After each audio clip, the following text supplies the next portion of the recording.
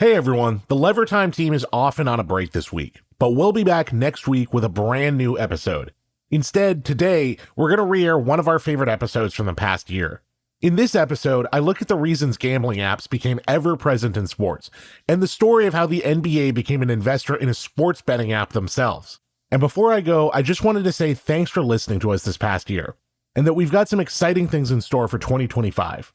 Okay, with that, here's the episode. From the Lever's reader-supported newsroom, this is Lever Time. I'm David Sirota.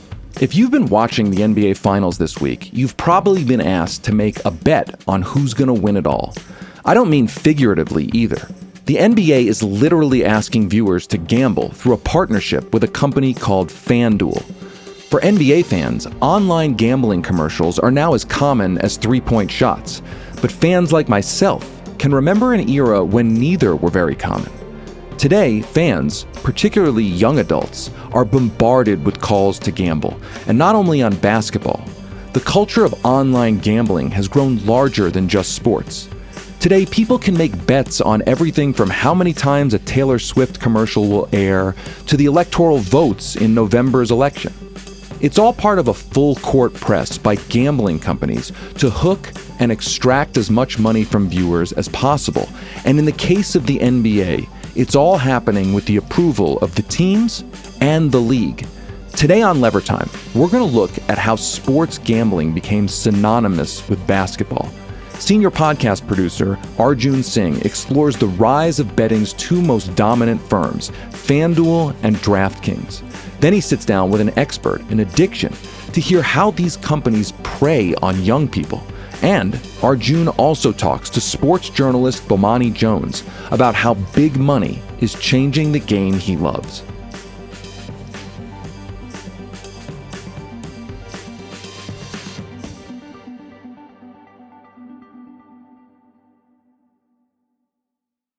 When it comes to NBA basketball, I'm kind of a Rip Van Winkle. I was really into it when I was a kid growing up in the Philadelphia area. But then after too much heartbreak watching my favorite Sixers teams lose, I gave it up for about 20 years. But then I recently came back to it when my kids and I got into the Nuggets here in Denver, where I now live. And when I woke up and re-engaged after 20 years, I noticed two new things. One, there are a lot more three-pointers in today's basketball. And two, sports betting has become an invasive part of the game. Look, sports betting was definitely out there when I was a kid. One of the first huge scandals I can remember was in 1989. That's when one of my favorite Philadelphia Phillies, Pete Rose, was thrown out of baseball by Major League Commissioner Bart Giamatti. Mr. Rose has accepted baseball's ultimate sanction, which is lifetime ineligibility. This sorry episode began last February when baseball received firm allegations that Mr. Rose bet on baseball games and on the Reds games. Such grave charges could not and must never be ignored.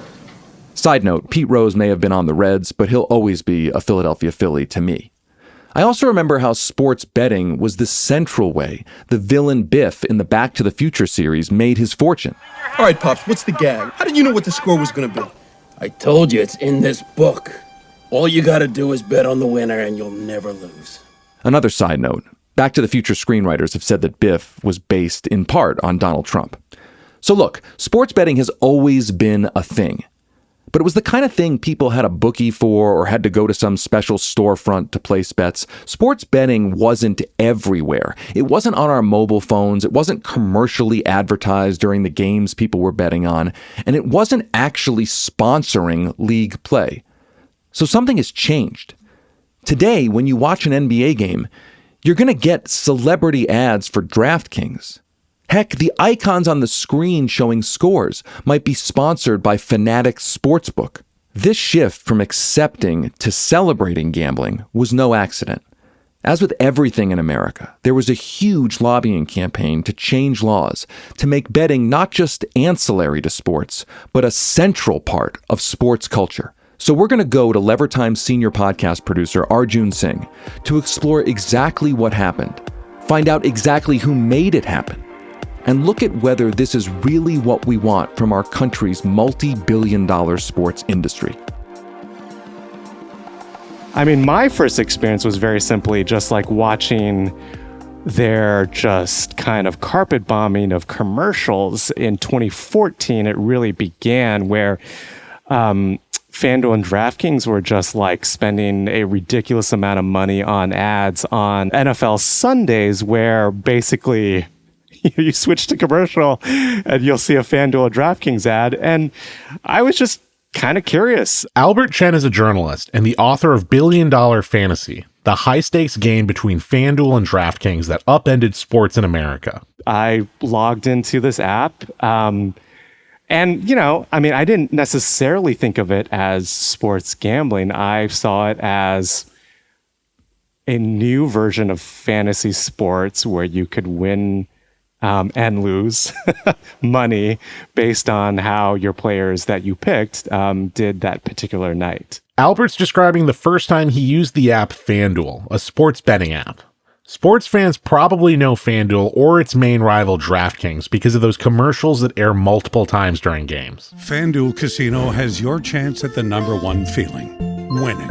Winning ranks higher than any other feeling, higher than numbers. And NBA fans probably have a particularly unique experience when it comes to FanDuel. And not just because they've had to watch those same weird commercials with Charles Barkley talking to a younger version of himself dozens of times during games. I wish fans could have bet on my favorite player, Young Chuck. Hey, my man. Hey, look at this place. We live here? Yep. How old are we now? Online gambling companies are seeing explosive growth as more states have moved to legalize online gambling, and their prominence within game broadcasts has grown. And in the case of FanDuel, the NBA even owns a stake in their growth. Last year, the American Gaming Association estimated Americans put almost $120 billion down in bets last year. And today, 38 states and Washington, D.C. have legalized sports betting. Sports betting's nothing new. Its roots go back thousands of years to ancient Rome, and possibly even before that. And for decades in the US, it's been a mainstay at casinos. But online betting is something totally different. Utilizing smartphones, companies like FanDuel and DraftKings have leveraged two things that have controversially been linked to addictive behaviors: gambling and social media. Sportsbooks aren't the first industry to leverage the smartphone's unique connection to users to juice an industry for profit. But the story of how they became embedded in a cornerstone of our culture, that can offer some lessons about the consequences of moving more towards a digital ecosystem that's ever present in our lives. But before we get into all of these heady things, let's talk a little bit about fantasy football.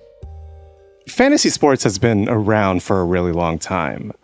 Its origins really kind of begin in the 70s when, a group of guys, basically big sports fans, got together at a restaurant and said, oh, yeah, it'd be kind of cool if we were able to draft players and see who was the smartest sports fan wannabe GM among us, and draft players and basically compete against each other based on how those players did over the course of a season. Like the name says, it all began as a way for sports fans to live out their fantasy. But like real sports, people figured out pretty quickly it was another thing to wager on. There was always money involved because things are always kind of more interesting and more fun when there's money involved. But it was very much just kind of casual sort of pools. But at the end of the day, it was very low stakes. And it was all about the social aspect of it. A lot of these fantasy sports leagues, they've always been about the social aspect, which is getting together, drafting the players, and having a great time while you're drafting the players. And by the 2010s, tens of millions of people were participating in fantasy sports, and a whole cottage industry sprang out catering to it. ESPN started to publish fantasy strategy guides, and the business press like NPR's Planet Money, they started to take note of how much money can be made in fantasy sports. Yeah, we do all this reporting here about the economy and how money creates more money, how economic activity leads to more economic activity, more businesses being created, more sort of side businesses showing up. And you can actually see this happening, new businesses being born every day out of thin air in the fantasy economy. Really was this massive thing where I think a lot of the sports leagues, including the NBA, started to see the huge popularity in fantasy sports and saw that there were just like so many fans that were just tuning into games to see how their fantasy sports league was doing, to see how their players were doing, to see how the players they drafted were doing. And that's a lot of eyeballs. That's a huge audience. And that's where FanDuel and DraftKings enter the picture. And now, humanity has outdone itself because DraftKings.com combines one-day fantasy sports with winning life-changing amounts of cash. Introducing DraftKings $10 million Fantasy Football World Championships. Before 2019, it was extremely hard to gamble on sports. In fact, it was illegal to gamble on sports pretty much everywhere outside of the state of Nevada. So FanDuel is from the UK. They were started in 2009. DraftKings comes into the scene 3 or 4 years later. They're founded in Boston. And these two companies very quickly become rivals because they are competing for this massive market of fantasy sports fans who are just waiting to spend money on sports. And so FanDuel came up with this idea that others had tried. They were part of a group of companies that created this game called Daily Fantasy Sports, which was a variation of fantasy games, which was essentially fantasy sports where you could play every single day and you could win money every single night. Which also means that you could lose a tremendous amount of money every single night. Companies like DraftKings and FanDuel initially exploited a loophole in the way gambling is regulated in the US. Prior to states legalizing online betting, firms that marketed fantasy sports, they were able to do so because fantasy is considered a game of skill rather than a game of chance, which most other forms of betting are considered. Here's one of FanDuel's founders, Nigel Eccles, talking about it in 2016. Fantasy sports is a game of skill. There's a very clear distinction in state law that gambling is a game of chance, and whereas something is a game of skill, if it's skill predominant. There's also case law that backs up fantasy sports as a legal game of skill, and there's also a federal law that reinforces again that fantasy sports is a legal game of skill. It's been played since the 1960s.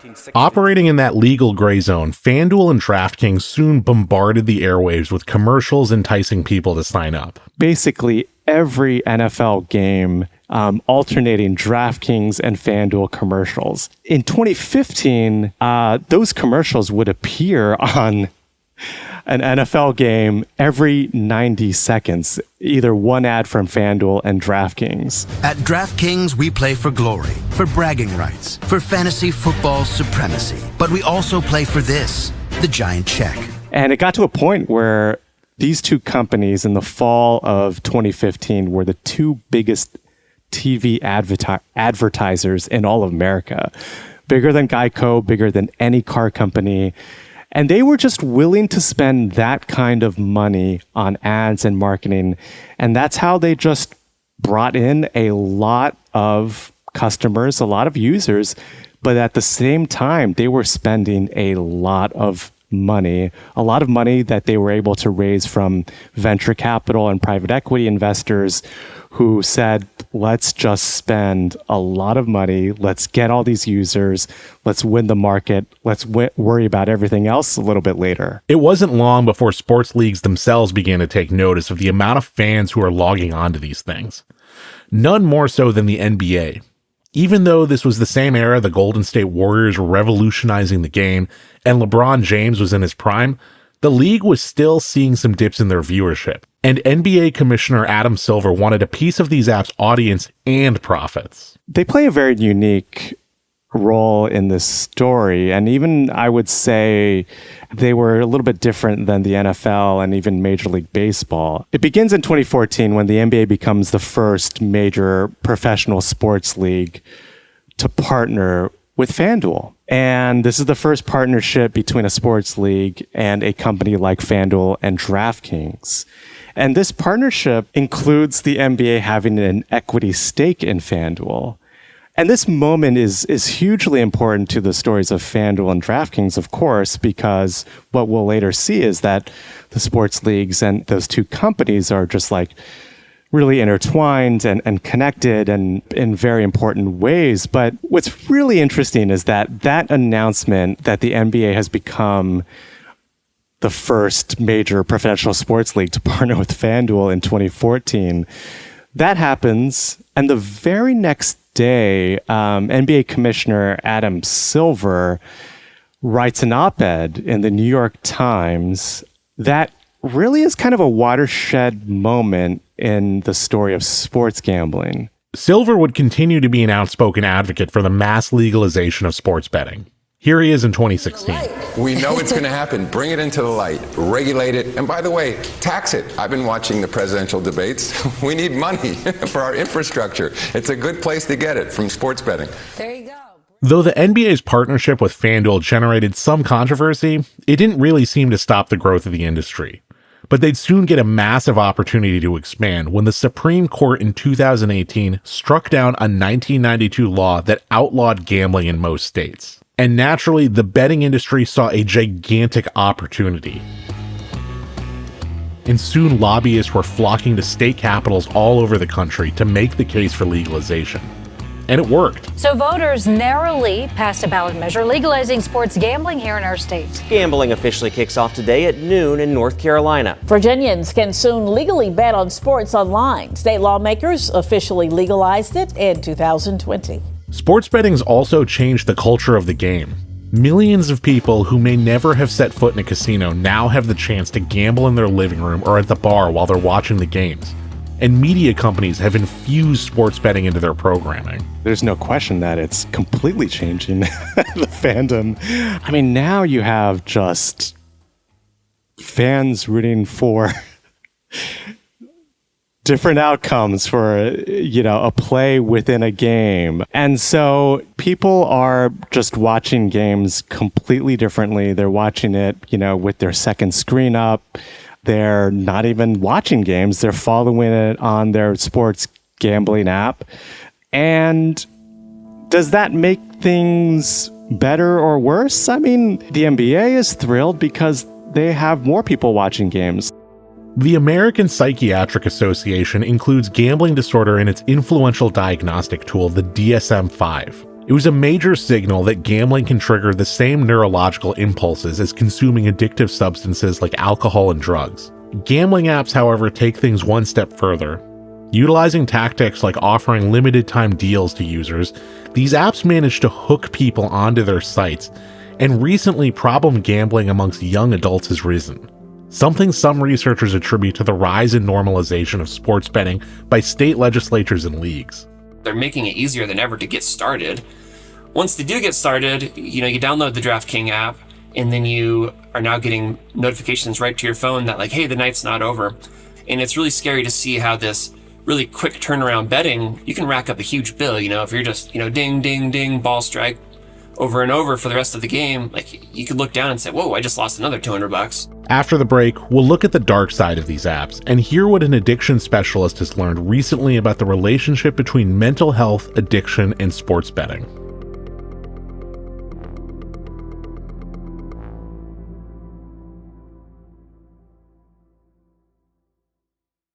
So my background is actually more in developmental psychology, sports psychology, studying prevention among young adults quite generally, but specifically my dissertation looked at prevention efforts in college sports teams.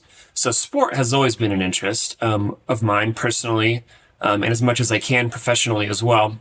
Dr. Scott Groppensberger is an assistant professor of psychiatry and behavioral sciences at the University of Washington School of Medicine. He also leads a research lab that looks into, among other things, the relationship between mental health and addictive behaviors. We find it interesting that there's just not a lot of public health perspective on this. They say that gambling in general is one of the most neglected public health concerns out there. And I think that's especially true of sports betting. I think when these states are considering their policies, they're really considering the financial side of it, right? But they really haven't studied it from a public health perspective in terms of what are the correlates, what are the maybe downstream impacts that all of this rise in sports betting is going to have on these other public health indices that they do view as public health concerns, such as mental health, such as alcohol use. One of the first things I wanted to get a sense of was how sports gambling influenced our brains. Gambling behaviors and alcohol use are both addictive at the neurobiological level, both trigger a dopaminergic reward process. And so we see that there are these shared predispositions towards both of these addictive behaviors. There's predisposed vulnerabilities that are at the levels of the brain, genetic levels, behavioral levels. So yes, long story short is that they are very interrelated. They're very connected. And, there is a move to actually consider it more from a similar addictive perspective as substance use. It just hasn't necessarily caught on, especially in the mainstream, right? I think if some of these policymakers would know of this literature and know of this movement and the underlying literature supporting that gambling really is an addictive behavior that is in line with these substance use, I don't know if they would have been as quick to just pull the trigger on legalization. Scott's research is fairly young, and he said a lot more needs to be done to prove definitive links between gambling and some mental health outcomes. But early research does indicate that sports betting is associated with higher levels of things like depression. But what we're seeing is just at the cross-sectional level, people who generally have higher scores on problem gambling, specifically problem sports betting, are also showing greater mental health concerns pretty much across the board. So we see strong associations between problem sports betting and depression, anxiety, psychological distress, stress, even loneliness. And then when we kind of look at the flip side of that coin, looking at indicators of well-being, we're seeing that those who are struggling more with problem sports betting are also reporting lower levels of satisfaction with life, as well as social functioning. So it really is there really does seem to be a link between mental health and just general well-being and engaging in sports betting, but specifically engaging in problem sports betting, like symptoms of problem sports betting. For their part, FanDuel and DraftKings have both repeatedly said that they take the issue of problem gambling very seriously, and they prominently feature helplines for those suffering from gambling addiction to find help throughout their apps. And it should be noted that a lot of people also participate in sports betting as a form of entertainment without it having detrimental effects on their life. But Scott also told me the rate of young adults reporting problems with gambling has increased, especially in the period that sports betting has become more widely available. Sports betting is also a culture. Peer pressure and the fear of missing out, or FOMO, is actually a very real reason many keep gambling. I definitely think culture is an important piece to it. And so, I don't want to throw any one particular organization under the bus, but there is sort of this kind of barstool culture. It's sort of an identity that a lot of young adults have, kind of post-college or even during college, but specifically post-college, they kind of identify as being a stoolie. Scott's referring to the media company Barstool Sports. Barstool's controversial culture leans into essentially being an obnoxious sports fan, and they've been frequently criticized for promoting a culture of toxic masculinity, including some cases of misogyny. At one point, Barstool was owned by a gambling company, and they even launched their own sportsbook. The company prominently features gambling across their blogs and podcasts, and they also heavily cater to young adult males. Here's an example of one of their videos. But because we love smut and nobody gives us credit, we don't get the advertising dollars we deserve. That's why we all have the DraftKings app. Because no matter how little Prez pays us, it's cool. We can still make money playing daily fantasy games. And these things definitely seem to go together at a cultural level. I don't have a lot of hard data on this yet, but there are some qualitative studies that have interviewed people about what's happening when they're sports betting. And it almost seems like sports betting is a vehicle to engage in alcohol use. So there's sort of this expectation among sports bettors that if they have a big win, next round of drinks is on them. And oftentimes, sports bettors are reporting spending more on that round of drinks than they even won on their bet, right? And they're okay with that. That's sort of what they've signed up for, right? They're getting these sports betting wins, then they're, turning around and, buying a bunch of drinks to help celebrate the night. According to research done by a PhD student Scott works with named Frank Song about cryptocurrency, peer pressure seemed to be a driver in young adults conducting speculative trading. And that could help explain why young adults are also driven more to do sports betting. Young adults tend to overestimate how much their peers and how approving their peers are of engaging in behaviors like alcohol use as well as gambling. And so when young adults think that their peers are engaging in, cryptocurrency trading at a much higher rate than is actually true, they think, well, I don't want to miss out on those opportunities, especially when they're young in their financial independence. they're early on in their financial independence. They want to make sure that they're not missing out on opportunities to get ahead. And if they're seeing their friends, brag about maybe the profits that they're making on things like cryptocurrency, they might feel like they're missing out, and it might motivate them to engage in this behavior that they probably wouldn't have otherwise. And of course, there's those annoying commercials that are ever present.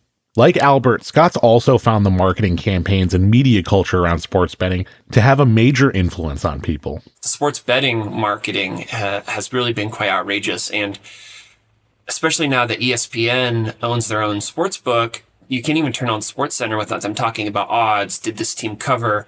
Did this player meet their prop bet? And so it's become so ingrained in sports watching that it could give the impression to a young adult that, like, if you're just watching without betting, like, why bother watching at all?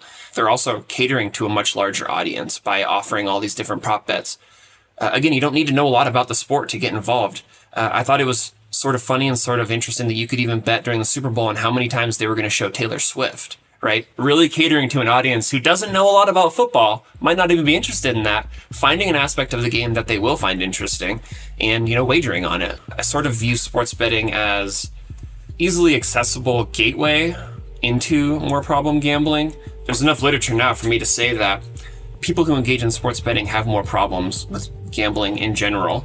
I just saw a stat that sports bettors are twice as likely to become problem gamblers relative to those who gamble on, non-sports events. So, suggesting that people who are engaging in sports betting are continuing to engage in other forms of gambling as well. Now they're thinking about sports in a different way. They're looking at sports differently than they had been before, looking at, ways that they could have some skin in the game, I guess, more so than just being a fan. And so I find that concerning. Now that these teams sell for billions of dollars, the approach is going to be different. Like this, sports teams used to be owned by fairly rich people and the occasional corporation. Now they're all owned by extremely rich people. All of them certainly had an incentive to try to make some money off of the team, but now it becomes an imperative in a much different way because of the money that the people are putting into these teams. And so as a result, I think the commercialization of it smacks us all in the face in a different way. Bomani Jones is an award-winning sports journalist and the host of the podcast The Evening Jones. One thing both Scott and Albert alluded to was the changing nature of fandom, and it's something I've thought a lot about as well. As an NBA fan myself, the finals are one of my favorite parts of the year, and at the risk of losing some listeners, I'm all in for my team, the Boston Celtics. But now, gambling seems to be the prism some fans view the game. This isn't the reason that any of us got into this. There's not a single person who got into sports because of the gambling. You may have found the gambling after you got there, and it can kind of, put some stakes on something, can make a game a bit more interesting and help you lock in or whatever it is. But nobody showed up because they wanted to gamble. And now, if you were to watch a sports broadcast, no matter the channel, no matter the league, no matter the company, you would think the primary reason that anybody is showing up is so that they can gamble. Now, a big part of this is, especially after the pandemic, where these companies were trying to make up for the money that they lost during those times, the gambling companies opened the faucet and were bankrolling basically the entire sports media industry, and in large part are continuing to do that. They had the money to put out there, and they are pushing it. But when you watch, everywhere you turn, they're telling you the line on this, the line on that. Everybody's advising you, hey, you can bet on this. Hey, this is a parlay that you should check out. Hey, you should do everything else. And notice they're really helping to advertise to you the things that you're not going to win, like the parlay. Like, it's maybe the most fun, but it is the least likely to generate a payout. But it gives an impression that that's the reason why we're here, or the reason that you should be here. And it'll be interesting for younger people as they come up and watching this. They will be molded by the idea that this is a context for the games that previous times felt almost salacious and underground. Like you were aware that people were gambling and people were making, they were doing things against the spread and stuff like that. You were aware that that was a thing.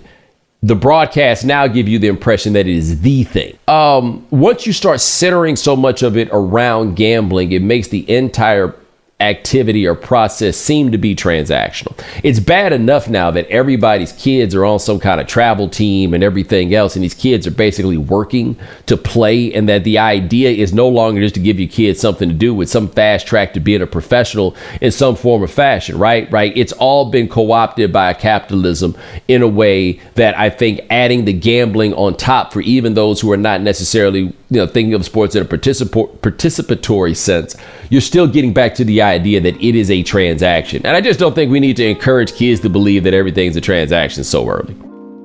And as much as this is a story about mental health, technology, and the economy, to me, it is a story about basketball. Yes, basketball is a sport and it's entertainment, but it's also a powerful illustration of humanity. The game can bring out the best and worst instincts in people, force them to change for a greater cause, and it emphasizes the spirit of teamwork. And yeah, the slam dunks don't hurt either. But sports betting is changing the game, even for some of the players. Take Jonte Porter, a former player with the NBA's Toronto Raptors. Earlier in this year, Porter was banned from the NBA because he was found to be violating the league's rules around gambling. And the league says that he was even limiting his own participation in one or more games for betting purposes, and betting on NBA games himself. The expansion of sports betting in the NBA in a lot of ways feels like it's taking away from the humanity of that game. But I would say the most underrated thing going right now in our world is human beings. And so much of what we do and so much you see happening in the economy, a lot of it is the eradication of the human being, or like what the human being can provide. That's the discussion of AI, basically. AI can do all these things. Okay, but what about people? Because we need something for these people to actually do. What about people? You ever heard of people? They're right over there. It can do a lot of this stuff. And quiet as it kept, might even be able to do it better. You just have to pay them in order to do it. But humans are becoming hugely underrated at this point in time. And once you reduce this to a gambling thing, again, those people stop being people and basically just become widgets. They become inputs. They become variables in an equation when that's the way that you watch sports. I think we're here as long as the gambling companies keep pushing the money into it. The question is, how long are the gambling companies going to be able to do that? Because they're not making money like that. At least the last time I checked. I think the winners in that game are ultimately going to be like MGM, the people who already had gambling stuff set up. Kind of like the winners in television were the companies that were the winners in radio, right? The people that already had the infrastructure in place and then they went from there. I think ultimately that's probably what's going to happen with the gambling. But if these companies aren't making money like that, then what we're going to see is a decrease in the push on the broadcasts and the likes. And I don't think that people will miss those things a single bit if they go away. Thanks for listening to another episode of Lever Time. This episode was produced by me, Arjun Singh, with help from Chris Walker, and editing support from David Sirota, Joel Warner, and Lucy Dean Stockton. Our theme music was composed by Nick Campbell. We'll be back next week with more episodes of Lever Time.